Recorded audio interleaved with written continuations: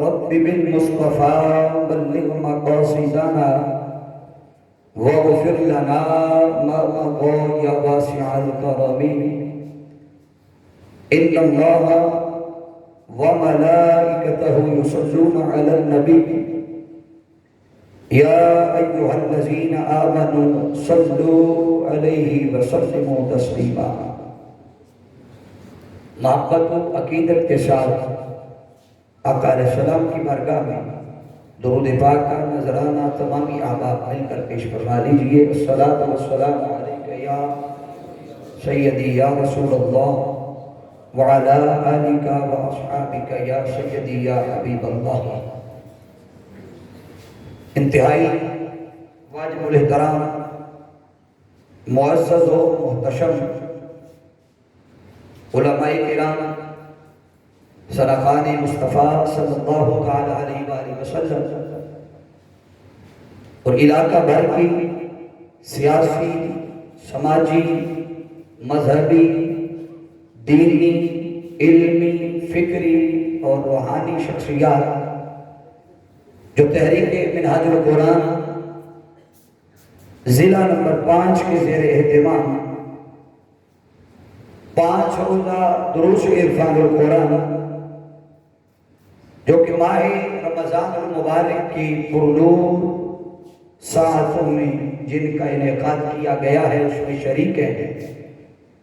میں جملہ منہاج القرآن کی پوری تنظیم کی جانب سے آپ تمام احباب کو بالخصوص کثیر تعداد میں ہماری مائیں، بہنیں اور بیٹیاں آج کی اس بزم کا حصہ بنی، ہم ان کو سبھی میں قلب سے مبارکباد بھی پیش کرتے ہیں اور ان کو ویلکم بھی کرتے ہیں. ہماری آج کی اس بزم کا حصہ بالخصوص بنے حضرت علامہ امداد اللہ خان صاحب، بالخصوص آج کی ہماری بزم کا حصہ بنے. ہم آپ کو سبھی میں قلب سے تشریف آوری پر ویلکم کرتے ہیں. ان کے ساتھ بہت سارے علماء ذی احتشام وہ بھی تشریف لائے، ان کو بھی ویلکم کرتے ہیں.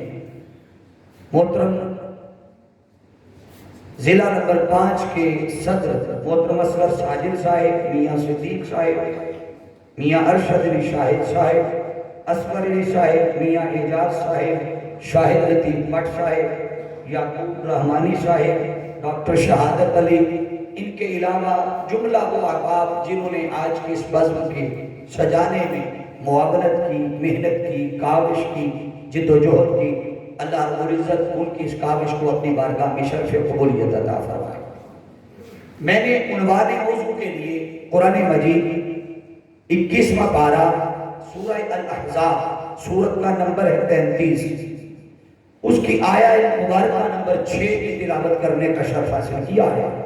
اللہ رب العزت نے ارشاد فرمایا النبی اولا بالمؤمنین، کہ یہ نبی مکرم صلی اللہ علیہ وآلہ وسلم مومنوں کے ساتھ ان کی جانوں سے بھی زیادہ قریب ہے. ان کی جانوں سے بھی بولیے زیادہ، سارے بولیے جانوں سے بھی زیادہ قریب ہے. یہ بات کرنے کے بعد آگے جو اللہ رب العزت نے بات فرمائی وہ بات بڑی قابل توجہ ہے. فرمایا ادھر حضور کی قربت کا ذکر کیا اور فرمایا کہ مومنوں کی جانوں سے بھی زیادہ قریب ہے. اور یہ بات کرنے کے متصل بات فرمایا وَأَزْوَاجُهُ أُمَّهَاتُهُ، اور جو ازواج مطہرات ہیں، جو نبی پاک صلی اللہ علیہ وسلم کی ازواج ہیں، ان کی بیویاں ہیں، فرمایا أُمَّهَاتُهُ، وہ ساری امت کی مائیں ہیں. ساری امت کی بولیے مائیں ہیں. اب حاضرین مکرم، یہ تو قرآن مجید میں اللہ رب العزت نے اس کو بڑی وضاحت کے ساتھ یہ فرما دیا کہ تمام ازواج مطہرات اس امت کی، ایمان والوں کی کیا ہے بولیے مائیں ہیں. اب آج کی ہماری گفتگو 2 حصوں پر مشتمل ہوگی. پہلے حصے میں قرآن مجید کی چند آیات کی روشنی میں ہم ازواج مطہرات امہات المؤمنین کے مقام، ان کے مرتبے، ان کی عظمت، ان کی فضیلت کے چند پہلوؤں پر روشنی ڈالیں گے. اور جو دوسرا حصہ ہے اس میں سیرت و کردار کے کچھ پہلو لے کر ہم آج کی جو ہماری مائیں بہنیں اور بیٹیاں ہیں ان کے لیے بطور نمونہ ان کی سیرت و کردار کے چند گوشے رکھیں گے، اور پھر ان کے لیے ایک پیغام دے دیا جائے گا، وہ جس کا مقدر ہوگا لے کر چلا جائے گا کہ ہم اپنی زندگیوں میں تبدیلی کیسے لا سکتے ہیں۔ اللہ رب العزت نے آقا دو جہاں صلی اللہ تعالیٰ علیہ وسلم کی ازواج مطہرات کو اس امت کی مائیں کہا۔ اب میں ہمارے جو میزبان ہیں آج کے پروگرام کے وہ مہمانوں کو ویلکم کرتے رہیں گے، اور میں نے بھی ان ایڈوانس ان کو ویلکم کر دیا۔ اب آپ کی توجہ بھرپور میری طرف رہنی چاہیے، کیونکہ آگے جو چند جملے آ رہے ہیں وہ میری گفتگو کی بنیاد بن رہے ہیں، ان پہ آپ کی توجہ کے لیے میں گزارش کروں گا، بھرپور توجہ رکھیے گا۔ اللہ رب العزت نے امت آقا دو جہاں صلی اللہ علیہ وسلم کی ازواج کو امت کی مائیں کہا، اور یہ جو ماں کا لفظ ہے اگر اس کو عربی میں پوچھا جائے کہ عربی میں ماں کو کیا کہتے ہیں تو عربی میں ماں کو کہتے ہیں۔ کیا کہتے ہیں بولیے، سارے بولیے، کیا؟ کسی بھی چیز کی اصل کو کہتے ہیں، کسی بھی چیز کی جڑ کو کہتے ہیں۔ گویا اللہ رب العزت نے کہہ کر یہ بتا دیا کہ کائنات میں جو شخص بھی آتا ہے اس کی اصل اس کی ماں ہے۔ اس کی اصل بولیے، اس کی ماں ہے، وہ جس کے وجود کا حصہ ہے، وہ جس کے جسم کا حصہ ہے، وہ جس کی ذات کا حصہ ہے۔ تو اللہ رب العزت نے کہہ کر اس کائنات کو اور ایمان والوں کو پیغام دے دیا کہ لوگوں سنو، یہ جو ازواج مطہرات ہیں یہ ساری امت کی مائیں ہیں۔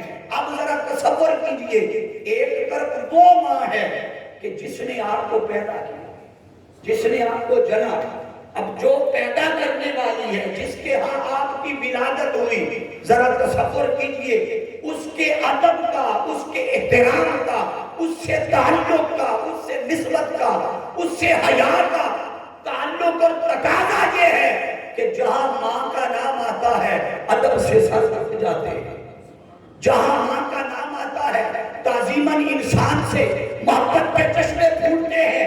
تصور کیجئے، ایک وہ ماں ہے جس نے ایک بچے کو جنم دیا، 2 بچوں کو دیا، 2 4 5 بچوں کو جنم دیا، اور وہ ماں کہلائی۔ ادھر 2 4 5 بچوں کو پیدا کرنے والی اگر ماں کا حیا، ادب اور تعظیم کا عالم یہ ہے کہ ادب سے گردنیں جھک جائے، سوچو جسے رب نے ساری امت کی مائیں کہا، اس ماں کے ادب اور احترام کا عالم کیا ہوگا۔ ایک طرف وہ ماں ہے نا جس نے ہمیں پیدا کیا، اور یاد رکھ لے کہ ماں یقیناً ہمارے یہاں تصور، اب کثیر تعداد میں علماء بیٹھے ہیں، میں تو ایک طالب علم کی حیثیت سے انہیں سبق سنا رہا ہوں، یقیناً دوران سبق کہیں کمی کمی رہ جائے گی، کہیں غلطیاں کر جائیں گے، مگر ان ایڈوانس ان سے معذرت کے ساتھ کہ ان سے سیکھنے کی نیت سے یہ سبق سنا رہے ہیں۔ اب آپ دیکھیے نا، ایک وہ ماں ہے جس سے ہمارا جسمانی تعلق ہے، بولیے جس سے ہمارا، جس نے ہمیں پیدا کیا ہے، جس نے ہمیں جنا ہے، اس سے ہمارا جسمانی تعلق ہے۔ سوال پیدا ہوا کہ ہمارے ہاں جو تصور تھا ماں کا، وہ تو یہی تھا کہ جو پیدا کرے وہ ماں ہے، جو پیدا کرے وہ ماں ہے۔ تو سوال پیدا ہوا، یہ جو ساری امت کی مائیں بغیر کسی کو پیدا کیے بن گئی، کیسے ہو گیا؟ یہ بات سمجھنے والی ہے۔ اللہ رب العزت نے فرمایا النبی اولا بالمؤمنین، کہ یہ جو نبی مکرم صلی اللہ علیہ وسلم ہے یہ مومنوں کو ان کی جانوں سے بھی زیادہ قریب ہیں اور حقدار ہیں۔ ادھر یہ بات کی اور ساتھ فرمایا ان کی جو ازواج ہیں وہ امت کی، سارے بولیے، امت کی وہ مائیں ہیں۔ تو وہ مائیں کیسے ہو گئی؟ آقا کی قربت کا ذکر کیا، آقا کی محبت اور نسبت کا ذکر کیا، ان کے حق کا ادھر ذکر کیا، ساتھ متصل بات اللہ نے فرمایا امت کی مائیں ہیں۔ کیوں کہ لفظ بھی اللہ نے وہ بولا، رشتہ بھی اللہ نے وہ بنایا، جہاں کائنات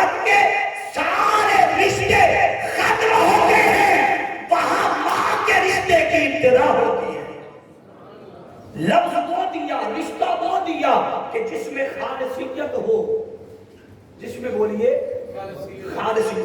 آپ دیکھیے ہر رشتہ بے شمار انسان کی زندگی میں رشتے ہیں.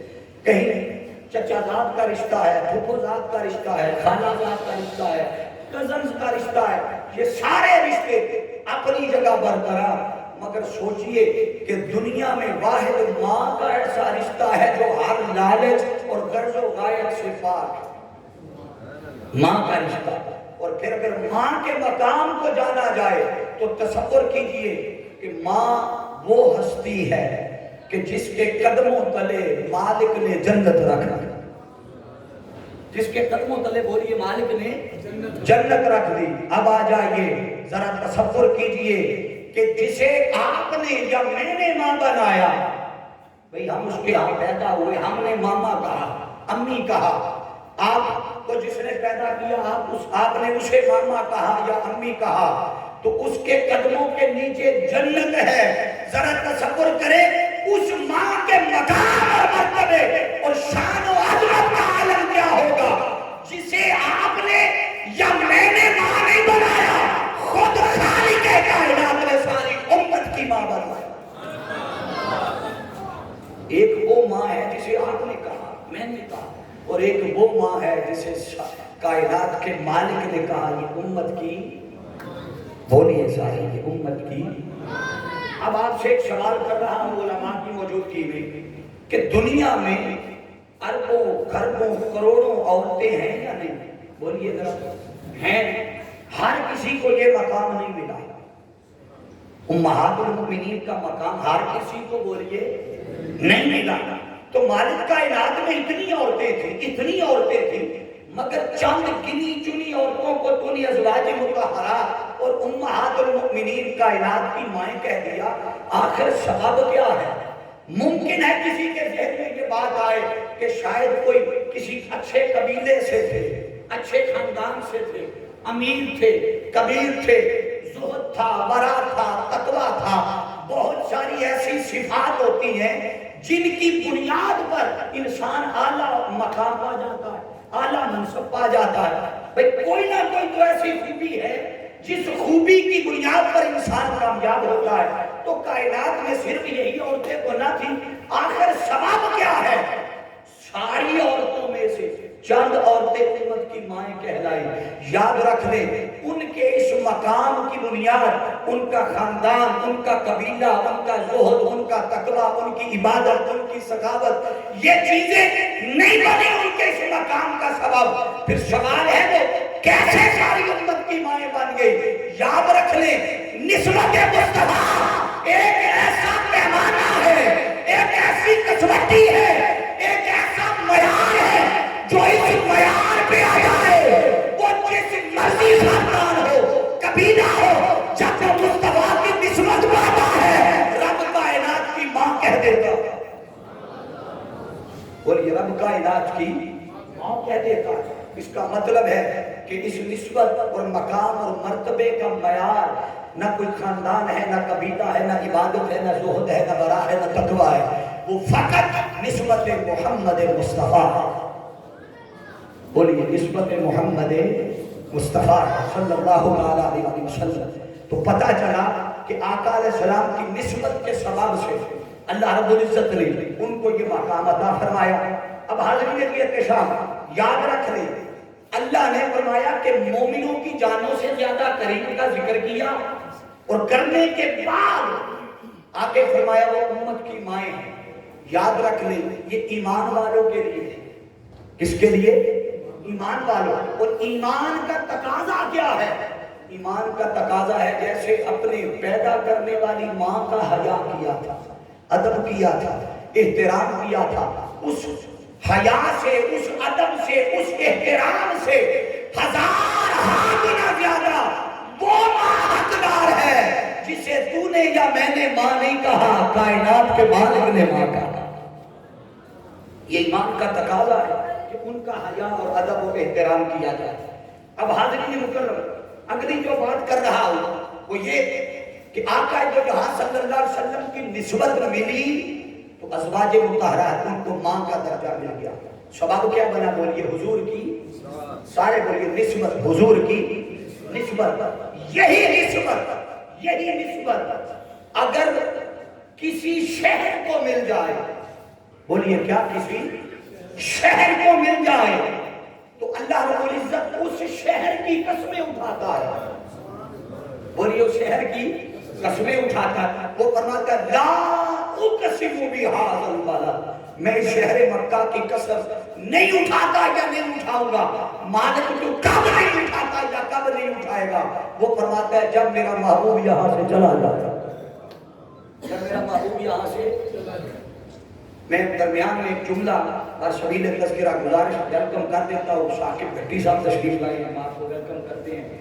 حاضرین مکرم، تو اللہ جس چیز کو آقا کے قدموں سے، حضور کی ذات سے نسبت ہو جائے، اللہ رب العزت اس شے کو مقام اور مرتبہ عطا کرتا ہے۔ اب کسی کے ذہن میں یہ بات نہ آئے کہ مکہ کا شاید یہ مقام اور مرتبہ اس لیے ملا کہ وہاں اللہ کے گھر کا طواف ہوتا ہے، خدا کا گھر ہے، وہاں صفا مروا ہے، مقام ابراہیم ہے، زمزم کے نشیلے گھونٹ ہیں، زیارات ہیں، اس لیے نہیں ملا۔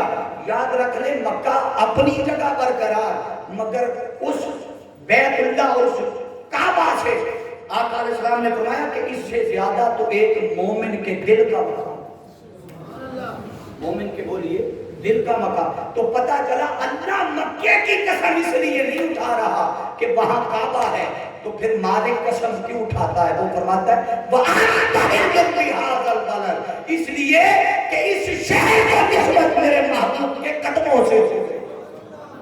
تو جو چیز محبوب کی نسبت پا جائے، حضور کی غلامی میں، اطاعت میں، اتباع میں آ جائے، نسبت پا جائے، اللہ اس چیز کو نسبت رسول کے سبب سے کائنات سے ممتاز کر دیتا ہے۔ کائنات میں بولیے کیا کرتا ہے؟ ممتاز کر دیتا ہے۔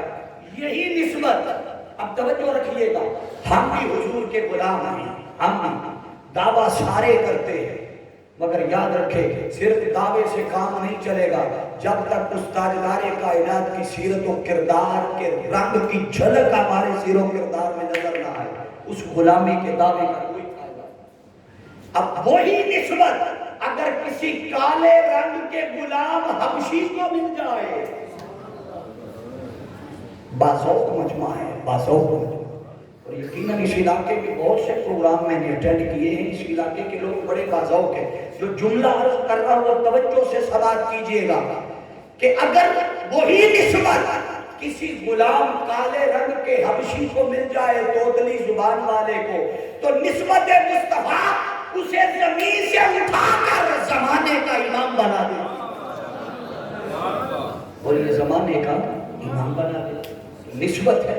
پھر اسی طرح اگر اس بات کو تھوڑا سا آگے لے کر چلیں تو یہی نسبت حضرت آدم علیہ السلام سے لے کر سیدنا عیسیٰ علیہ السلام تک 7 لاکھ انبیاء اور رسول کا ایک سلسلہ، ان کی امتیں، ان کی امتوں میں بڑے بڑے کامل اولیاء ہیں، ولی ہیں، نیک ہیں، صالحین ہیں، متقین ہیں، مگر کسی کو بھی یہ نسبت نہ ملی۔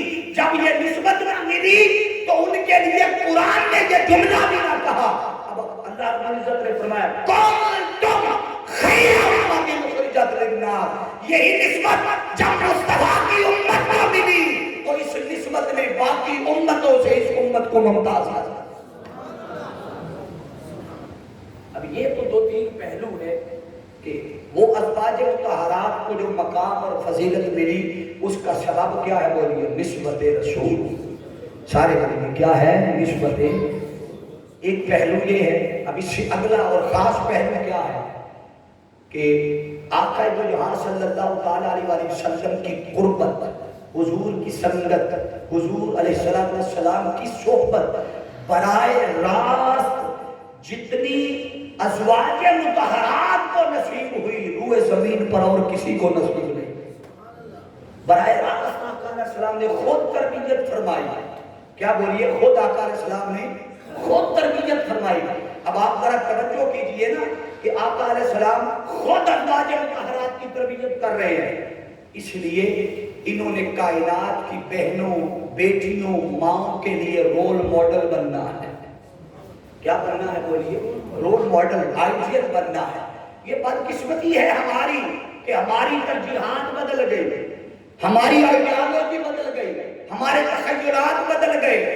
بدقسمتی کہ ہم نے فیشن کے نام پر دین کو، شریعت کو، اطاعت مصطفیٰ کو، تعلیمات مصطفیٰ کو، تعلیمات خدا کو، ازواج مطہرات کے سیرت کو، کردار کو، سیدہ کائنات فاطمہ الزہرا سلام اللہ علیہا آپ کے سیرت و کردار کو ہم نے باتیں تو کرتے رہے، پسے پشت ڈال دیا۔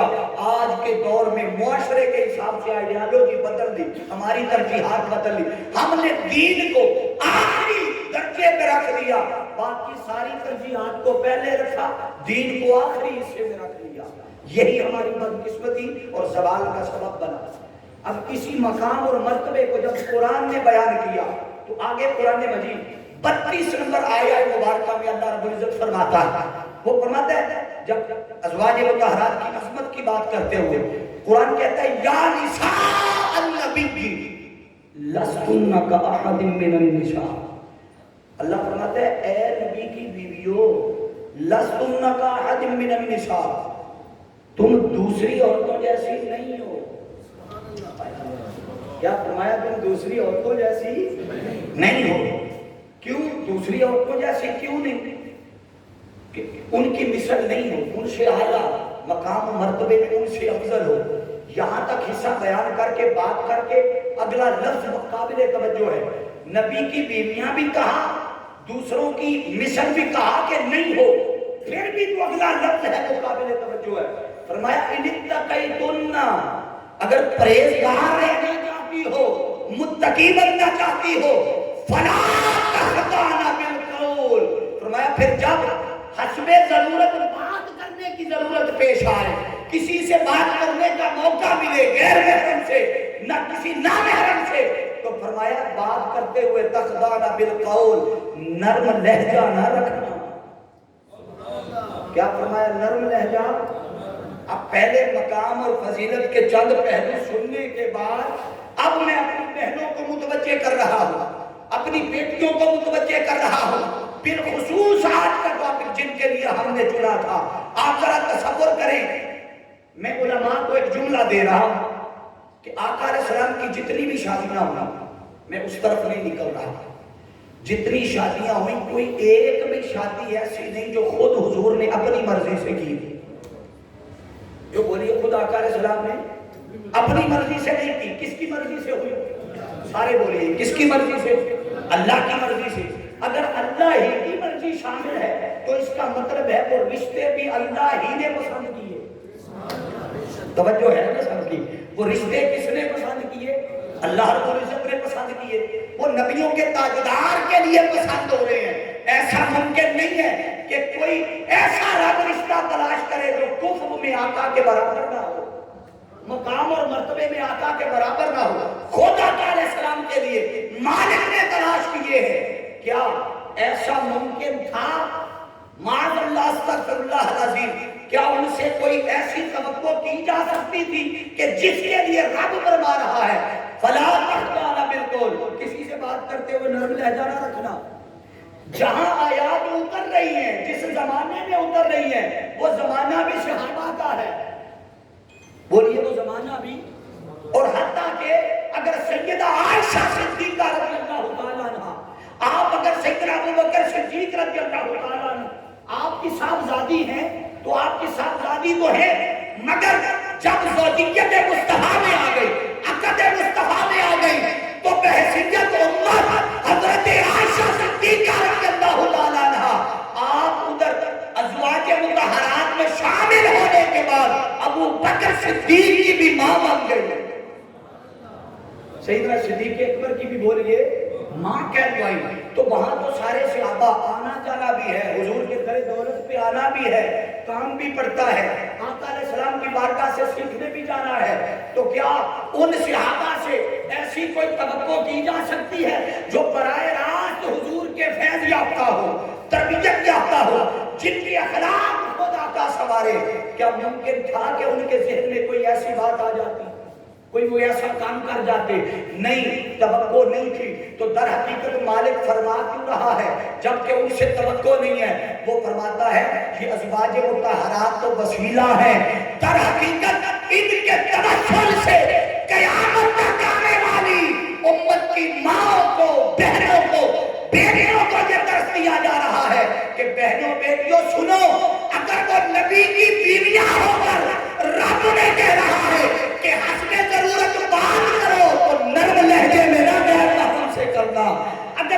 نبی کی بیویاں ہو کر ان سے خطاب کر رہا ہے تو سوچو تمہارے لیے زیادہ حقدار ہے آپ کہ آپ جب کسی غیر محرم سے بات کریں تو بات نرم لہجے میں نہ کرنا.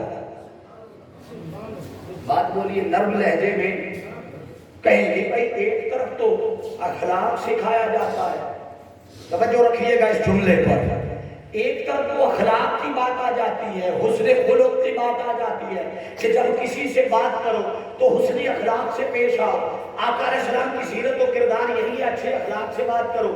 تو یہاں تو خود رب کہہ رہا ہے فلا تخضعن بالقول کہ جب بات کرو تو نرم لہجہ نہ رکھنا. یاد رکھو یہ در حقیقت امت کی ماؤں کو, بیٹیوں کو, بہنوں کو میسج ہے. وہ کیا کہ اخلاق کا دامن بھی نہ چھوٹے اور تمہاری گفتگو کا انداز بھی ایسا نہ ہو کہ تمہارے اس انداز سے, اس گفتگو سے, اس شائستگی سے کسی کے دل میں کوئی مرض ہی پیدا نہ ہو جائے. کسی کے دل میں کوئی مرض ہی پیدا نہ ہو جائے, کیونکہ دلوں میں مرض ہوتا ہے, طمع ہوتا ہے, لالچ ہوتا ہے.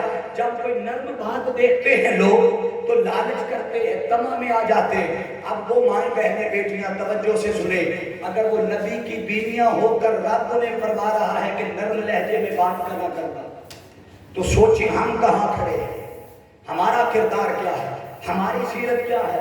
اب ذرا سنیے اور سوچئے کیا ہمارے گھروں میں یہ اہتمام ہے اپنی بیٹیوں کو سکھانے کا, اپنے بچوں کی تربیت کا. ہم نے ان گھروں میں اپنے بچوں کی تربیت کی, ان کے اخلاق پر توجہ دی, ان کی سیرت پر توجہ دی, ان کے بولنے کے انداز پر توجہ دی, انہوں نے پہننا کیا ہے کبھی توجہ دی, ان کا لباس کیسا ہے کبھی توجہ دی, یہ پڑھتے کہاں ہے کبھی توجہ دی. ہم نے ان کے آنے جانے کے کبھی ٹائم چیک کیے, کبھی توجہ دی. ہم نے آزاد کر دیا, شریعت سے دین سے نکال کر آزاد کر دیا, کوئی پوچھنے والا نہیں.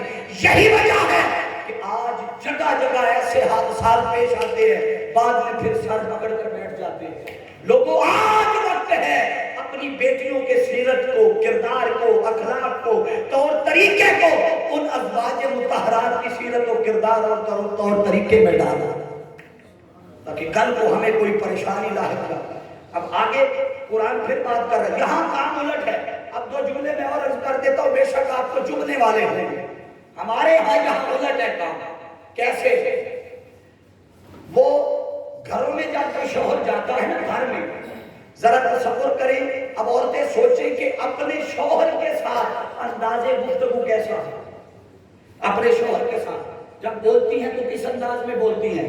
ایسے بولتی ہیں کرخت لہجے میں, سخت لہجے میں کہ بندہ بیچارہ گھر چلا جائے صحیح, وہ خاموش رہنے میں ہی عافیت سمجھتا ہے کہ خاموشی میں ہی جان بخشی ہے اور خاموشی میں ہی عافیت ہے. اور کہیں خدا نخواستہ کسی غیر محرم سے گفتگو کا موقع مل جائے تو بات میں ایسی نرمی, ایسی شائستگی کہ اگلا بندہ سمجھے کہ یہ کوئی خلق کا پیکر ہے, یہ کوئی اخلاق کا اعلیٰ مجسمہ ہے. یہ کردار الٹ ہے. جہاں نرمی چاہیے تھی, جہاں اخلاق چاہیے تھا, جہاں ادب چاہیے تھا, وہاں ہم نے سخت لہجہ رکھا, وہاں ہم نے کرخت لہجہ رکھا. جس کے ساتھ ہم نے زندگی گزارنی تھی, جہاں ادب کا تقاضا تھا, محبت کا تقاضا تھا, جہاں رشتوں کی چاہت تھی, وہاں سخت لہجہ رکھا. جہاں کرخت اور سخت لہجے کی ضرورت تھی وہاں ہم نے نرم رکھا. کیوں؟ اس لیے کہ ہم قرآن سے بھی دور ہو گئے, قرآن کی تعلیمات سے بھی دور ہو گئے. جبکہ قرآن کہہ رہا ہے کہ جب کسی غیر محرم سے بات کرو تو نرم لہجے میں بولیے. ذرا سارے بولے تھا کہ یہ جملہ تو کم از کم یاد ہو کے جائے. اب سارا خطاب نہ یاد کرے, مجھے کوئی شکوہ نہیں, مگر کم از کم یہ 2-4 جملے جن کے مقصد کے لیے یہ ساری گفتگو کا انتخاب کیا, کم از کم وہ مقصد تو پورا ہو. جب کسی غیر محرم سے بات کریں حسب ضرورت, توجہ رکھیے گا, کیا حسب بامر مجبوری, حسب ضرورت. اب غیر محرم سے بات کریں تو نرم لہجے میں بات, سارے بولیے, نرم لہجے میں بات نہ کریں. بات کا انداز ایسا بھی نہ ہو کہ اخلاق سے گری ہوئی بات ہو, مگر انداز ایسا بھی نہ ہو کہ اگلا بندہ لالچ میں آ جائے. فَيَطْمَعَ الَّذِي فِي قَلْبِهِ مَرَضٌ وَقُلْنَا قَوْلًا مَّعْرُوفًا. اب یہ ایک پہلو ہے. اب اس سے اگلا پہلو میں بات کرنے لگا ہوں وہ کیا؟ اگلی بات اس سے بھی خاص ہے. آگے بات کر کے قرآن نے کہا، توجہ رکھیے گا، قرآن نے پھر کہا وَقَرْنَ فِي بُيُوتِكُنَّ. توجہ ہے سمجھی؟ اور ایک دفعہ صرف ایک بار آپ ہاتھ اٹھا کے بتائیں، ذرا جاگ کے سارے سن رہے ہیں نا، سارے ہاتھ اٹھا کے بتا دیں. مجمع جاگ رہا ہے سارا، الحمدللہ. قرآن کہتا ہے وَقَرْنَ فِي بُيُوتِكُنَّ.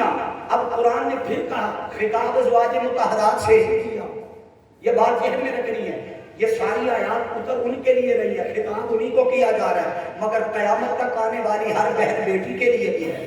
اب کہا وَقَرْنَ فِي بُيُوتِكُنَّ، گھروں میں ٹھہری رہو. کیا فرمایا؟ گھروں میں رکی رہو. یہ بے فضول، بغیر کسی کام کے فضول سے باہر نہ نکلو. کیسے؟ اگلا جو لفظ آ رہا ہے وہ سمجھنے والا ہے. فرمایا وَلَا تَبَرَّجْنَ تَبَرُّجَ الْجَاهِلِيَّةِ. فرمایا یہ سج دھج کر، یہ میک اپ کر کے، یہ بن سور کے، بیہودہ لباس پہن کر، قرآن کہتا ہے تبرجنا تبرج الجاہلیہ، یہ ایسے نکلنا جاہلوں کا عمل ہے. کن کا عمل ہے بولیے؟ جاہلوں کا عمل ہے. اب یہ خطاب یاد رکھنے، پھر میں دہرا رہا ہوں، خطاب ازواج مطہرات سے ہے، مگر ادھر شائبہ نہیں ہے، ادھر ایسا ممکن نہیں ہے.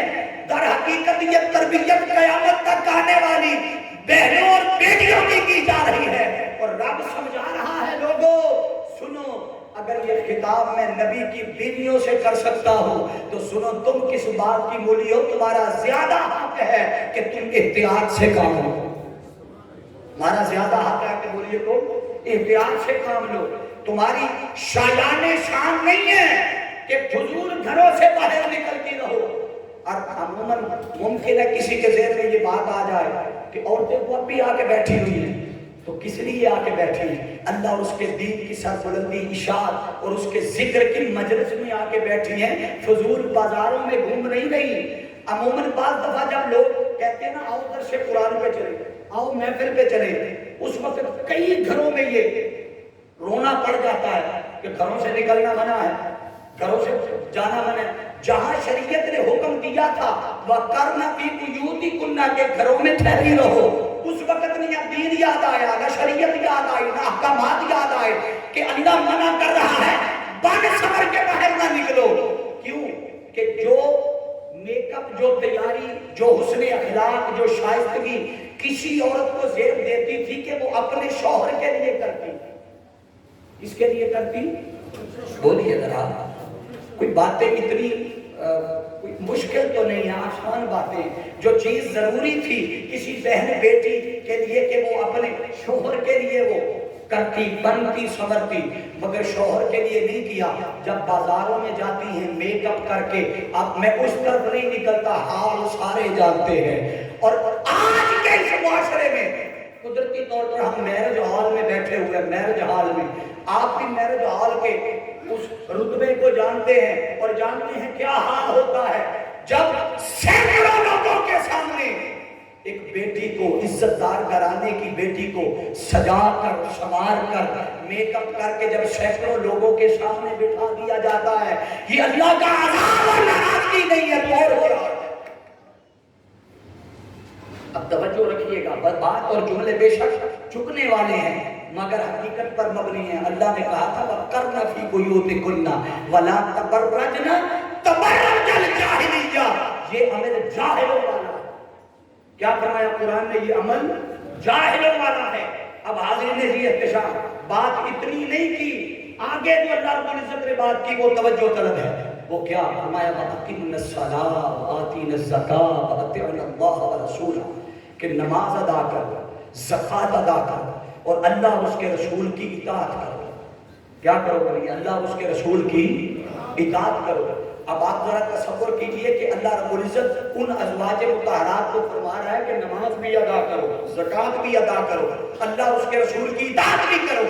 ذرا تصور کرے جو مالک نبی کی بیویوں کو یہ احکام کروا سکتا ہے کہ ایسا کرو، ایسا کرو، ضروری ہے ان سے 1000 گنا بڑھ کر کہ ہم اللہ اور اس کے رسول کے حضور عبادت کریں، جھکیں، نماز پڑھیں، زکوٰۃ ادا کریں، اللہ اور اس کے رسول کی اطاعت کریں. بولیے اللہ اس کے رسول کی اطاعت کرے۔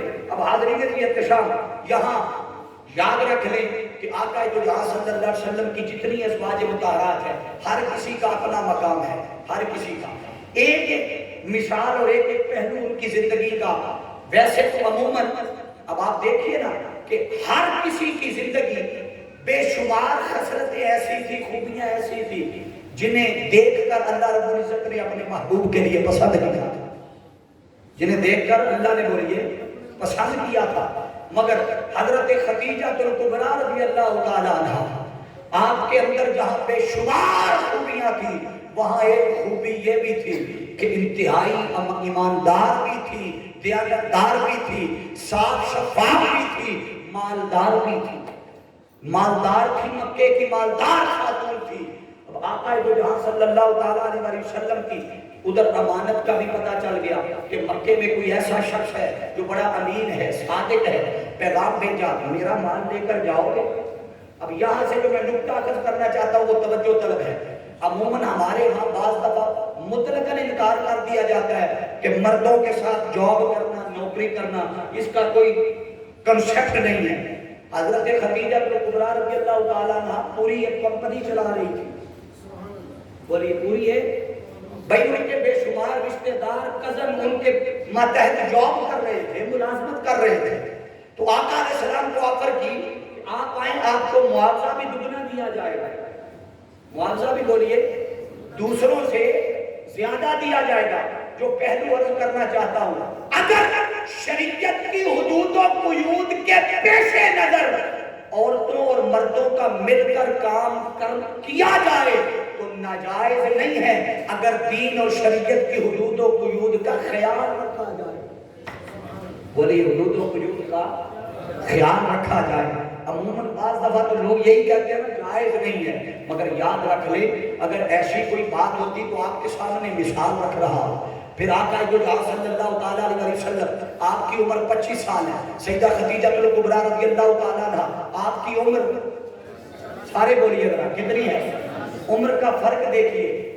یہاں سے ایک اور پہلو نکلتا ہے، وہ کیا کہ جہاں انسان کا دل مان جائے، جہاں انسان کا ضمیر مطمئن ہو جائے، شریعت نے کوئی پابندی نہیں لگائی لڑکا کم عمر کا ہو یا لڑکی، بولیے ذرا میں جو عرض کرنا چاہتا ہوں، جو سمجھانا چاہتا ہوں، ہر ایک کی سمجھ میں آ جانا چاہیے کہ عمروں کا فرق رکاوٹ نہیں بنتا۔ تاجدار کائنات صلی اللہ علیہ وسلم نے اس امت کے لیے ہر عمر کی عورت سے شادی کی، مطلقہ سے بھی کی، بیوہ سے بھی کی، کنواری سے بھی کی، ہر کسی سے کی۔ کیوں؟ تاکہ امت کے لیے ایک رستہ کھل جائے، امت کے لیے بولیے ان کے سیرت و کردار کو اب آپ دیکھ لیں۔ ہمارے ہاں کیا ہے، ہماری گھروں میں بیٹھی بیٹھی بیٹیاں 40 سال کراس کر جاتی ہیں، بال سفید ہو جاتے ہیں، ہماری ڈیمانڈز ختم نہیں ہوتی۔ ہم بیٹیوں کو گھروں میں بٹھا کر بوڑھا کرنا پسند تو کرتے ہیں، مگر کہیں چھوٹے موٹے ایشو پر کمپرومائز نہیں کرتے۔ یہ درس ہے بہنوں اور بیٹیوں اور ماؤں کے لیے کہ جہاں پاسبل لگے، مناسب لگے، ممکن لگے، وہاں چھوٹی موٹی چیزوں کو رکاوٹیں مت بناؤ، وہاں اللہ اس کے رسول کا نام لے کر چھوٹے موٹے جہاں پر کمی بیشی ہو کمپرومائز کیا کرو۔ اور بالخصوص عمر رکاوٹ نہیں ہے نکاح میں، بولیے عمر رکاوٹ نہیں ہے نکاح میں۔ پھر اسی طرح آقا جہاں صلی اللہ تعالیٰ علیہ وسلم جب نکاح ہو گیا تو حضرت خدیجہ الکبریٰ رضی اللہ تعالیٰ عنہ روایات میں آتا ہے کہ اپنا مکے کی سب سے مالدار خاتون تھی، سارا مال تاجدار کائنات صلی اللہ علیہ وسلم کے قدموں پہ نچھاور کر دین پہ سارا مال لٹا دیا۔ ایک یہ پہلو نکلا، وہ کیا کہ دین کے لیے اپنا مال، جان، وقت سب کچھ دینا، یہ حضرت خدیجہ الکبریٰ رضی اللہ تعالیٰ عنہ کی سنت ہے، ان کی بولیے کیا ہے؟ سنت ہے۔ اور بے شمار مثالیں ایسی ہیں کہ عورتیں گھروں سے نکلتی ہیں، کام کے لیے نکلتی ہیں، مگر بالخصوص ذرا تصور کریں، ہم نے تو مدرکن جب دین کی، درس قرآن کی، محفل نعت کی، جب 27ویں کی، جب اعتکاف کی بات آتی ہے تو ہم گھروں سے نہیں نکلتے، اور نہ لے کر اپنی بہنوں کو، بیٹیوں کو بازاروں میں جانے کی اجازت ہے۔ وہاں نہیں شریعت یاد آتی، وہاں نہیں دین یاد آتا، مگر جب درس قرآن کے نام پہ لانا ہو، جب اعتکاف کے نام پہ لانا ہو، جب مستقیم کلام کی خاطر جیسے میدان کربلا کی طرف نکلتے ہوئے حضرت امام علی مقام امام حسین علیہ السلام نے اپنے خانوادے کی بیویوں کو بھی ساتھ لے کر چلے تاکہ قیامت تک آنے والی امت مسلمہ کو میسج ملے کہ جب دین پہ کڑا وقت آئے، جب شریعت پہ مشکل وقت آئے، پھر اس وقت اپنی عورتوں کو بھی ساتھ لے کے نکلو تاکہ وہ شانہ بشانہ اللہ اس کے رسول کے دین کی سربلندی کے لیے تمہارے کندھے سے کندھا ملا کر چلے، تمہارے کندھے سے کندھا بولیے ملا کر چلے۔ پھر اللہ رب العزت نے فرمایا وَأَقِمْنَ الصَّلَاةَ، نماز قائم کرو۔ اور نماز کتنے لوگ ہیں؟ اب میں ہاتھ کھڑا کروا کے نہیں پوچھوں گا، اتنی ایک حدیث پاک آپ کے گوش گزار کر دیتا ہوں۔ وہ کیا کہ آقا علیہ السلام نے فرمایا ان عبداللہ قال قال رسول اللہ صلی اللہ علیہ وسلم بنی الاسلام علی خمس، 5 چیزیں ہیں جو اسلام کی بنیاد ہے۔ کتنی بولیے؟ سارے ہاتھ اٹھا کے بولیے کتنی؟ 5 چیزیں۔ ان میں کیا ہے؟ فرمایا اشہد ان لا الہ الا اللہ وان محمد عبدہ ورسولہ، پہلی چیز کلمہ طیبہ، پھر فرمایا و اقام الصلاۃ، پھر فرمایا و ایتاء الزکاۃ، پھر فرمایا و حج البیت و صوم رمضان۔ اب یہ وہ عبادتیں ہیں، اگر ایک ایک عبادت کو ازواج مطہرات کی حیات طیبہ کی روشنی میں دیکھا جائے تو وہ زہد و ورع والی بھی تھی، تقویٰ والی بھی تھی، وہ زکوٰۃ دینے والی بھی تھی، نماز پڑھنے والی بھی تھی۔ کیوں کہ براہ راست مصطفیٰ نے ان کی تربیت فرمائی تھی، اور یہ براہ راست آقا علیہ السلام نے ان کی تربیت فرمائی تھی۔ پھر حاضرین ارتشاف، یہ بات کرنے کے بعد آگے بس 2 چیزیں میں اختتام کی طرف جا رہا ہوں، 2 چیزیں بڑی خاص ہیں۔ آگے یہ اقیمنا الصلاۃ، نماز کی بات کی، زکوٰۃ کی بات کی، حج کی بات کرنے کے بعد آگے جو بات کی وہ توجہ طلب ہے۔ فرمایا انما یرید اللہ لیذہب عنکم الرجس اہل البیت ویطہرکم تطہیرا، اہل بیت بے شک اللہ تو یہی چاہتا ہے کہ وہ ہر قسم کی نجاست اور شک و نقص کی گرد کو تم سے دور کر دے، شک و نقص کی گرد کو بولیے تم سے دور کر دے۔ یہ عموماً خطاب تو اہل بیت کے لیے ہے، مگر ازواج مطہرات بھی اس میں شامل ہیں، اور اللہ رب العزت نے ادھر دیکھیے کہ اہل بیت بھی ہیں، ازواج مطہرات بھی ہیں، ان کے لیے بھی اعلان کرتے ہوئے اللہ نے پاکی اور طہارت اور پاکیزگی اور نجاست کے دور ہونے کا ذکر پہلے نہیں کیا۔ یہ نہیں فرمایا کہ نجاست دور کر دوں، پاکی دے دوں اور طہارت دے دوں، وَأَقِمْنَا الصَّلَاةَ وَآتِينَا الزَّكَاةَ، تم نماز قائم کرو، زکوٰۃ ادا کرو۔ زکوٰۃ، نماز اور اطاعت کا ذکر بعد میں نہیں کیا بلکہ پہلے کیا، بولیے پہلے کیا۔ گویا پاکی کا مل جانا، نجاست کا دور ہو جانا، طہارت کا مل جانا، یہ اللہ کی بارگاہ سے انعام ہے، بولیے اللہ کی بارگاہ سے۔ بھئی آپ دیکھیے نا، آپ غسل کرتے ہیں، آپ نہاتے ہیں، آپ وضو کرتے ہیں، چہرہ دھوتے ہیں، صاف کپڑے پہنتے ہیں، صاف ستھرا بنتے ہیں تاکہ ناپاکی دور رہے، نجاست بولیے ذرا، نجاست دور رہے۔ یہ پاکی کا اہتمام آپ خود کرتے ہیں۔ اب آپ ذرا تصور کریں، ایک پاکی وہ ہے، طہارت وہ ہے جس کا اہتمام آپ کرتے ہیں، ایک پاکی اور طہارت وہ ہے جس کا اعلان خود مالک کائنات کرتا ہے۔ وہ فرما رہے ہیں کہ ہر قسم کی نجاست دور کر دوں گا، ناپاکی دور کر دوں گا، مگر اس کے لیے شرط کیا ہے؟ پہلے بیان کر دی، فرمایا وَأَقِیمُوا الصَّلَاةَ، نماز قائم کرو، وَآتِینَا الزَّکَاةَ، سارے بولیے گا۔ اب میں اپنی بہنوں کی طرف توجہ کرتے ہوئے ان کو مخاطب کر رہا ہوں۔ کتنی ہماری بہنیں ہیں اور بیٹیاں ہیں کہ جو صاحب استطاعت بھی ہیں، صاحب نصاب بھی ہیں، مگر زکوٰۃ نہیں دیتی۔ اب اللہ نے پاکی کا اعلان کیا ہے اور نجاست کی دوری کا اعلان کیا ان کے لیے، وَأَقِمْنَا الصَّلَاةَ وَآتِينَا الزَّكَاةَ، جو نماز قائم کرے، جو زکوٰۃ ادا کرے، جو اللہ رسول کی اطاعت کرے۔ اللہ نے انعام کا اعلان بعد میں کیا، پہلے فرمایا ان پہ عمل کرو۔ اب سنو ذرا، یہ اعلان تھا ازواج مطہرات کے لیے، اہل بیت کے لیے۔ اگر خدا کے محبوب کے گھر والوں کے لیے یہ شرط تھی اور آقا علیہ السلام ازواج مطہرات کے لیے یہ حکم تھا کہ نماز ادا کرو، زکات ادا کرو، اللہ رسول کی اطاعت کرو، اس کے بعد فرمایا ناپاکی دور کر دوں گا، تو ہم کہاں کھڑے ہیں؟ اس بات کی بولی ہے ہمارا زیادہ حق ہے کہ ہم ان سے بڑھ کر اللہ کے حضور سجدے بھی کریں، عبادت بھی کریں، ریاضت بھی کریں، زکات بھی دے، اللہ کی اطاعت بھی کریں۔ اب حاضرین جی احتشام، یہ بات کرنے کے بعد یہ تو تھا نا عموماً حکم سب کے لیے، مگر آگے جا کر پھر اللہ رب العزت نے ایک بات بڑی خاص فرمائی۔ وقت کیا ہو گیا؟ زیادہ طویل نہ ہو جائے، مجھے میرے سامنے کھڑی نہیں ہے، مجھے بر وقت آپ نے اشارہ کر دینا ہے جب وقت ہو جائے۔ 6:15 ہو گیا، ٹھیک ہے، بس میں اختتام کی طرف بڑھ رہا ہوں۔ اب حاضرین مکرم، یہاں تک تو ازواج مطہرات کو خطاب تھا، مگر ان سے درس قیامت تک آنے والی امت کے لیے تھا۔ اب آگے اللہ رب العزت نے بالخصوص اب ہمارے لیے بھی آگے ایک کلام فرمایا اور بات فرمائی، وہ کیا ہے؟ بالعموم یہ سب کے لیے، توجہ رکھیے گا۔ فرمایا ان المسلمین والمسلمات، یہ اگلا مضمون آ رہا، ان المسلمین، سارے بولیے ذرا، ان المسلمین والمسلمات، فرمایا والمؤمنین والمؤمنات والقانتین والقانتات والصادقین والصادقات والصابرین والصابرات والخاشعین والخاشعات والمتصدقین والمتصدقات والصائمین والصائمات۔ اللہ نے یہ سارے اعلان فرمانے کے بعد پھر فرمایا والمتصدقین والمتصدقات والصائمین والصائمات والحافظین فروجہم والحافظات والذاکرین اللہ والذاکرات اعد اللہ لہم مغفرۃ واجرا عظیما۔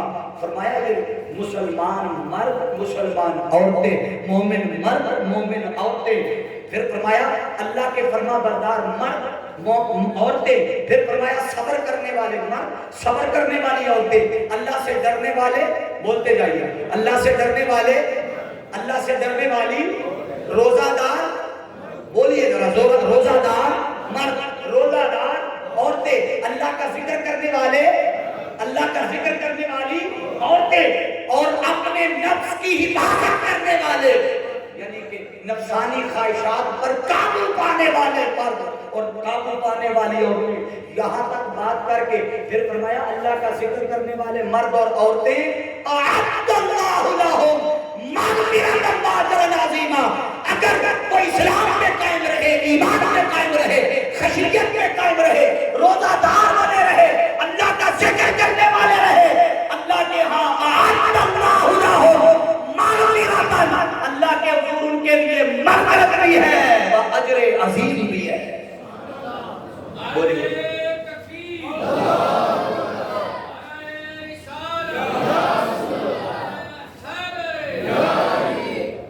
اب حاضرین عزیز احتشام، میں بس چند آخری جملے آپ احباب کی نظر کر رہا کہ اللہ رب العزت نے سب سے پہلے ان ازواج مطہرات کے ان مقام اور مرتبے اور شان اور عظمت اور فضیلت کا بیان کیا، اور ساتھ ساتھ اللہ تنبیہ کرتا رہا، ان کو خطاب کرتا رہا، انہیں کہتا رہا گھروں میں رہنا، انہیں نماز کی تلقین کرتا رہا، طہارت کی تلقین کرتا رہا، اطاعت کی تلقین کرتا رہا۔ بظاہر یہ جملے نظر آتے ہیں کہ خطاب ازواج مطہرات سے ہے، در حقیقت یہ قیامت تک آنے والی کل جتنی مائیں ہیں جنہیں ماں کا مقام ملے گا، جیسے کائنات میں تاجدار کائنات صلی اللہ علیہ وسلم کی سیرت اور حضور کی حیات طیبہ ہر مومن کے لیے اسوہ حسنہ کا درجہ رکھتی ہے۔ کیا ہے بولیے؟ اسوہ، بولیے سارے، اسوہ حسنہ کا درجہ رکھتی ہے۔ اسی طرح ازواج مطہرات کی جو سیرت و کردار ہے، آپ کا اخلاق ہے، وہ کائنات کی ساری ماں، بہنوں اور بیٹیوں کے لیے اسوہ حسنہ کا درجہ رکھتی ہے۔ اب ہر کوئی احتساب کرے، اپنا مرد ہیں تو وہ اپنا احتساب کرے، عورتیں ہیں تو وہ اپنا احتساب کریں اور سوچیں کہ دعویٰ حضور سے تعلق اور نسبت کا ہے۔ بیٹیاں سوچیں کہ دعویٰ سیدہ کائنات حضرت خدیجہ الکبریٰ اور سیدہ عائشہ صدیقہ رضی اللہ تعالیٰ عنہا ان سے نسبت اور غلامی کا ہے، اور ہمارے سیرت و کردار میں کیسے معاشرے میں ان کی سیرت و کردار اور اخلاق کی جھلک نظر آتی ہے۔ اگر دعویٰ تعلق اور نسبت کا ہو اور سیرت و کردار ان سے الٹ ہو تو سمجھو یہ ایمان نہیں ہے، یہ منافقت ہے۔ کیا ہے بولیے بھائی؟ ایک طرف بندہ یاد رکھ لینا، کسی سے تعلق اور نسبت اور محبت ہو تو تعلق اور نسبت اور محبت کا تقاضا ہے کہ اس کی اداؤں کو اپنایا جائے۔ کیا بولیے؟ اس کی، بولیے صاحب، اس کی اداؤں کو اپنایا جائے۔ اب آپ دیکھیے نا کہ اللہ نے خود تو اتر کے نہیں کہا کہ ایسے نماز پڑھو جیسے میں پڑھتا ہوں۔ جب اس نے کہہ دیا واقعی الصلاۃ، نماز پڑھو، تو مالک کیسے پڑھے؟ فرمایا صلو کما رأیتمونی اصلی، بس تم میرے محبوب کو دیکھتے جاؤ، جیسے جیسے وہ کرتا جائے اس کی ادا کو اپناتے جاؤ، یہی تمہاری نماز ہے، یہی تمہاری۔ گویا سیرت و کردار کو، اداؤں کو، اخلاق کو، رویے کو، چال ڈھال کو، لین دین کو، معاملات کو آقا علیہ السلام کی سیرت و کردار کو دیکھ کے مردوں کے لیے اپنانا، حضور کی حیات طیبہ ہم سب کے لیے اسوہ حسنہ ہے۔ اور جو ہماری بہنیں اور بیٹیاں ہیں ان کا آئیڈیل نہ کوئی فلم اسٹار ہونا چاہیے، نہ کوئی ڈرامہ والی ہونی چاہیے۔ آپ بہنوں منہاج القرآن کے پلیٹ فارم سے پیسے دلے جاؤ۔ یہ حضور شیخ الاسلام ڈاکٹر محمد طاہر القادری کا سنت کے نام پیغام ہے کہ اگر اپنی بیٹیوں کی قدر بڑھانا چاہتے ہو، عزت کی حفاظت کرنا چاہتے ہو، آج موقع ہے اپنی بیٹیوں کے لیے کسی ایسی تربیت گاہ کو چنو جو آپ کے بیٹیوں کی سیرت اور کردار کو عین اور سیرت و کردار میں ڈال سکے، جو سیرت و کردار اور اخلاق امہات المؤمنین کا تھا۔ اگر آج کے دور میں کوئی ایسا پلیٹ فارم لینا ہو، آؤ، منہاج القرآن نے کوئی معاشرے کا ایسا فرد نہیں ہے جس کے لیے رستہ نہ بنا کر دیا، بہنوں اور بیٹیوں کے لیے بھی پلیٹ فارم دیا، اور وہ کیا ہے؟ منہاج القرآن ویمن لیگ کا پلیٹ فارم ہے، جہاں سے بے شمار ہماری مائیں، بہنیں اور بیٹیاں وہ نکلتی ہیں، فیلڈ میں کام کرتی ہیں، اور معاشرے کے اسودہ حال لوگوں کو، ضرورت مند لوگوں کو، جنہیں اخلاق کی ضرورت ہو، اچھے کردار کی ضرورت ہو، لینا چاہیں وہ جوڑ کر منہاج القرآن کے پلیٹ فارم پہ لے آتی ہیں۔ اور جو آ جاتی ہے منہاج القرآن میں، آپ ساری دنیا جانتی ہے کہ منہاج القرآن میں آنے والی عورتوں کا کردار بھی اپنی مثال آپ ہے۔ حاضرین مکرم، میں اپنی گفتگو کا اختتام کرتے ہوئے آخر پہ بس یہی میسج دینا چاہوں گا کہ بے شمار ہمارے گھروں میں بھی کمیاں ہیں۔ ہم جو تعلق ہے جن کا منہاج القرآن سے، ہمارے اندر بھی بے شمار، میں اپنی بات کر رہا، ہمارے اندر بھی بے شمار کمیاں ہیں، کجیاں ہیں، نقص ہیں۔ اگر ان کمیوں اور کجیوں اور نقوص کو ہم نے ختم کرنا ہے تو ہمیں للہیت کے ساتھ، صدق کے ساتھ، اخلاص کے ساتھ اپنے کام پر، اپنی ڈیوٹی پر توجہ دینی ہوگی۔ اور وہ ڈیوٹی کیا ہے؟ انقلاب ظاہر دنیا کے انقلاب بعد میں آتے ہیں، پہلے اندر کا انقلاب آتا ہے۔ ہمیں ضرورت ہے کہ پہلے اندر کا انقلاب لایا جائے، اور وہ اندر کا انقلاب کیسے لائیں گے؟ حضور شیخ الاسلام ڈاکٹر محمد طاہر القادری کے بتائے ہوئے وظیفوں پر چلیں گے تو اندر کا انقلاب بھی آئے گا، باہر کا انقلاب بھی آئے گا۔ ورنہ عمر بھر ہم ٹکرے مارتے پھرے، کوششیں کرتے پھرے، ہم اس انقلاب کی ہوا تک کو اور گرد تک کو نہیں چھو سکتے جب تک کہ ہم پہلے اپنے اندر کا انقلاب لا سکیں۔ اور اندر کا انقلاب کیسے آئے گا؟ کہ ہم اپنے سیرت کو، اپنے کردار کو، اپنے رویوں کو، اپنی چال ڈھال کو، جیسے دعویٰ حضور سے تعلق اور محبت کا کرتے ہیں، ان کی سیرت و کردار کو بھی اپنے سیرت و کردار میں ڈالنا۔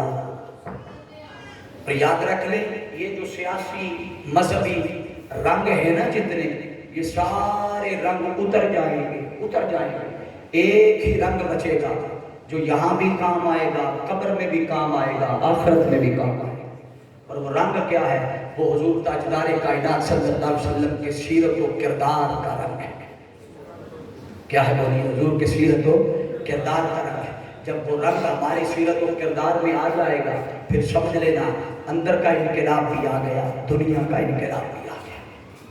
میاں محمد بخش عارف کھڑی رحمۃ اللہ تعالی علیہ، آپ نے فرمایا تھا، کچا رنگ للاری والا چڑھتا لہلا رہتا، کچا رنگ للاری والا چڑھتا لہلا رہتا، عشق تیرے دا رنگ محمد چڑھیا کدے نہ رہتا۔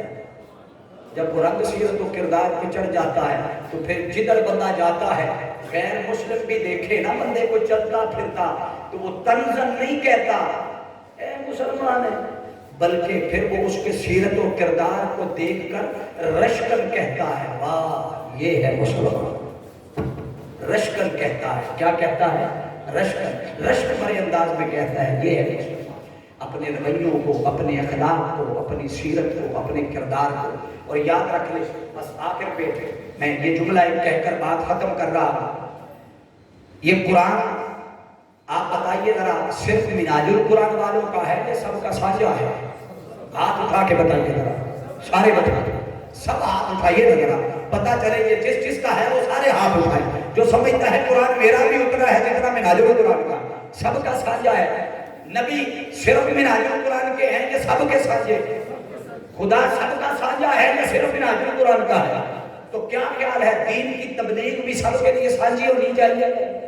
یہ درس قرآن بھی سب کا مشترکہ ہونا چاہیے یا نہیں؟ ایسا کیوں ہے کہ جب درس قرآن آتا ہے تو کئی لوگ ایسے ہیں جو کہتے ہیں منہاج القرآن آ جاتے ہیں آپ کرتے رہتے ہیں، اس میں چھٹو قرآن سب کی کرنا ہے، جب قرآن سب کا مشترکہ ہے اور آقا علیہ السلام کی تعلیمات ہیں کہ خیرکم من تعلم القرآن وعلمہ، تم میں سے بہترین وہ ہے جو خود بھی قرآن سیکھے ہو۔ بولیے، مسجد میں جو امام ہے نا، امام وہ ایک مؤذن ہے، اذان پڑھتا ہے، نمازی اذان سن کے آتا ہے، وہ نماز پڑھ کے چلا جاتا ہے، مؤذن 2 ثواب پاتا ہے اور امام 1 ثواب، وہ جماعت کا نماز کا ثواب پاتا ہے، مؤذن اذان کا ثواب بھی پاتا ہے اور بولیے ذرا نماز کا ثواب بھی پاتا ہے۔ میں چاہتا ہوں آپ بھی آئیں، ایک بار ثواب 2 لے کے جائیں، اس کا طریقہ بتا دیتا ہوں۔ طریقہ کیا ہے؟ جب آپ آئیں تو اپنے ساتھ ہر بندہ یہ نیت کر کے جائے 1 بندہ لے کے آئے گا، ہر بندہ اپنے ساتھ بولیے کتنے؟ بولیے ذرا ہاتھ اٹھا کے عہد کرے، جب آپ آئیں گے اپنے ساتھ 1 بندہ لے کے تو آپ کو اپنے آنے کا ثواب تو ملے گا، مگر جیسے مؤذن کو بلانے کا ثواب ملا اسی طرح آپ کو بھی بلانے کا ثواب الگ، آنے کا ثواب اللہ رب العزت کے حضور۔ اسی طرح یہ گزارش میری بہنوں اور بیٹیوں کے لیے بھی ہے، اللہ کے حضور دعا ہے مالک کائنات ہماری آج کی اس کاوش کو اپنی بارگاہ میں قبول و منظور فرمائے، جو کچھ ازواج مطہرات کی سیرت و کردار کے چند پہلو آپ کے سامنے رکھے، اللہ رب العزت ان پہ عمل پیرا ہونے کی توفیق عطا فرمائے۔ میں بار دیگر جملہ علماء کرام، مہمانان ذی وقار اور تاجر برادری، وکلاء، احباب، ائمہ، خطباء، جتنے